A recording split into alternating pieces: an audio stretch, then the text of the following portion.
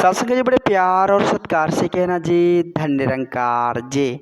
सत्संग जी, यह वीडियो बड़ा ही खास है क्योंकि अक्सर देखे होंगे सत्संग जी कि हमारी जो बहन महात्मा हुआ करती है, अक्सर देखे होंगे सत्संग जी कि उसकी जब शादी होती है तो बहुत सारे ऐसे बहन महात्माएँ हैं जिनकी शादी सांसारिक परिवार में हो जाते हैं।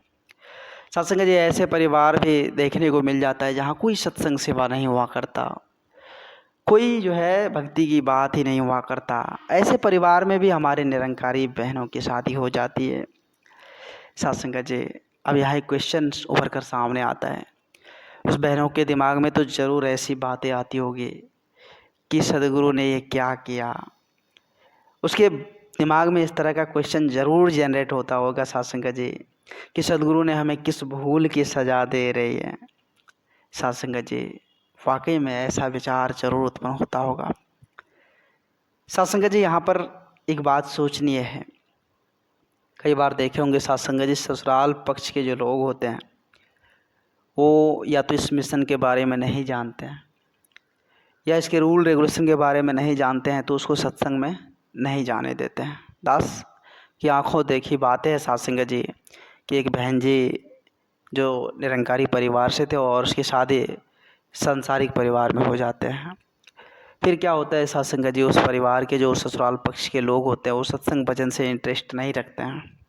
फिर उस बहनों को भी सत्संग में जाने से रोक दिया जाता है कि घर की बहू बाहर नहीं निकलती, घर की बहू कहीं नहीं जाएगी। सत्संग जी, ऐसी दशा में वो बहन क्या करे, वो भी सत्संग भजन छोड़ देती। क्यों? क्योंकि उसके दिमाग में चलते रहता है कि अगर हम इसके बातों को इग्नोर कर देते हैं तो फिर न जाने यह परिवार टूट जाएगा। उसके दिमाग में यह बात चलते रहता है। तो यह देखते हुए सत्संग जी वो सत्संग भजन को छोड़ देती है।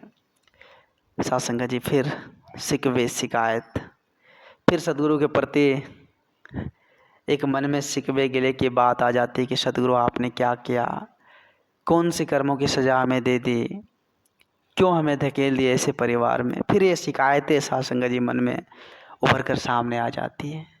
तो संत महापुरुष यहाँ कहते हैं कि ज्ञानी हो सो चेतन हो। जो ज्ञानी होते हैं वो चेतन होते हैं। सत्संग जी, सत्संग जी कहते हैं कि उन बहन महात्माओं को इस बात पर जरूर विचार करना चाहिए कि सदगुरु ने आपको जो ऐसे परिवार चुन कर दिए हैं, ये आपका सौभाग्य है। ये आपका सौभाग्य है जो सदगुरु ने आपको चुना है। नहीं तो आपको, आपके अंदर वो जज्बा, आपके अंदर वो साहस, आपके अंदर वो ताकत, आपके अंदर वो समझदारी सदगुरु ने देखी, इसलिए आपको चुना गया कि आप उस परिवार में जाकर सभी को इस रास्ते पर लाएं, इस ज्ञान की रोशनी के बारे में समझाएं, इस ज्ञान से रूबरू करवाएं। क्योंकि सत्संग जी, पता नहीं सदगुरु ने किस किस परिवार के अंदर ज्ञान का बूटा लगाकर किस किस जीव का कल्याण करना है, तो सब कुछ तो सदगुरु जानते हैं। सत्संग जी, हो सकता है सत्संग जी इसलिए ऐसे परिवार से जोड़ा है कि आप भी उस परिवार से जुड़कर आप उस परिवार में जाकर इस सत्संग सेवा के बारे में उन्हें समझाएं। उसे भी यह प्रयास करें कि हम इसे सत्संग सेवा से जोड़ पाएँ, क्योंकि अंदर आपके अंदर वो साहस है, आपके अंदर वो जज्बा गुण है।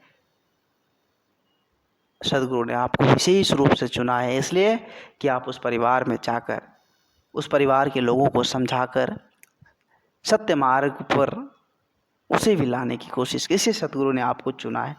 आप मायूस ना हो, आप मायूस ना हो, क्योंकि सदगुरु ने आपको इस हालात को सही करने के लिए भेजा है। जो पक्के गुरसिक होते हैं ना सत्संग जी, वो हालातों से नहीं टूटते, वो नहीं डगमगाते, क्योंकि उसको भरोसा रहता है अपने सच्चे सदगुरु पर कि करण करावन हार तो वो है, सब कुछ करने वाले वो हैं।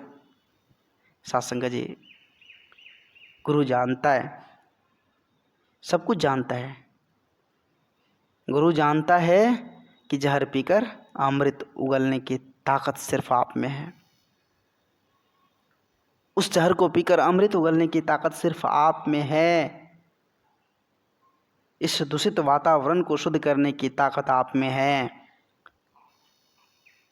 प्यार एकत्र मिलवर्तन वाला माहौल बनाने का ताकत आप में है, जो आगे चलकर उस परिवार के लिए कल्याणकारी है। इसलिए सदगुरु ने आपको चुना है। तो आप कभी भी अपने आप को यह ना समझे कि सदगुरु ने हमें न जाने किस जन्मों की सजा दी है।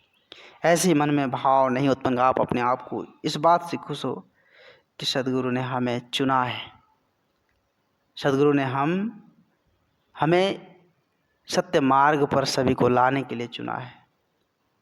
तो साध संगत जी, ये छोटी सी विचार आप जी के श्री चरणों में दास ने रखा, और इस विचार से हमें बहुत कुछ सीखने को मिलता है।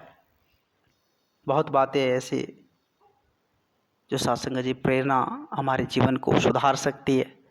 तो दास आप जी के श्री चरणों में नतमस्तक है। दास को माफ़ करना और अपने श्री चरणों से जोड़े रखना। दास भूल चूक के लिए क्षमा चाहेगा। प्यार से कहना चाहिए, धन्य निरंकार जी।